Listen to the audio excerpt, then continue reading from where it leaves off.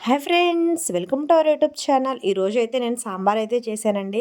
నేనైతే ఎలా చేశానో మీకు ఈ వీడియోలో అయితే చూపిస్తానండి.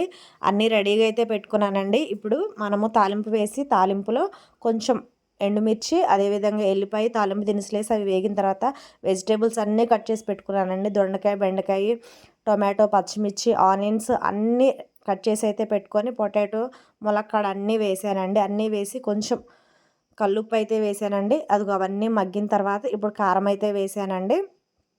కారం వేసి మొత్తం కలిసేలాగా ఒకసారి అయితే కలుపుకున్నాను.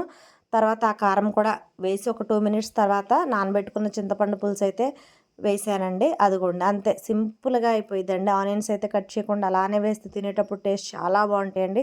ఇప్పుడైతే నేను ఎప్పుడైనా సాంబార్ చేసేటప్పుడు ఈ పులుసు మరిగిన తర్వాత అయితే నేను సాంబార్ పొడి అయితే వేస్తానండి. అప్పుడు టేస్ట్ ఇంకా బాగుండిద్ది. ఫైనల్‌గా అయితే రెడీ చేసి పెట్టుకున్న పప్పు అయితే వేసానండి. అంతే, చాలా సింపుల్ అండి. ఈ విధంగా చేస్తే టేస్ట్ చాలా బాగుండిద్ది. అంతేనండి, వేడి వేడి సాంబార్ అయితే రెడీ అయిపోయింది. చాలా సింపుల్‌గా అయిపోయింది. టేస్ట్ అయితే సూపర్ అంటే సూపర్. అంతే ఫ్రెండ్స్, వీడియో కనుక మీకు నచ్చినట్లయితే తప్పకుండా లైక్ చేయండి, షేర్ చేయండి.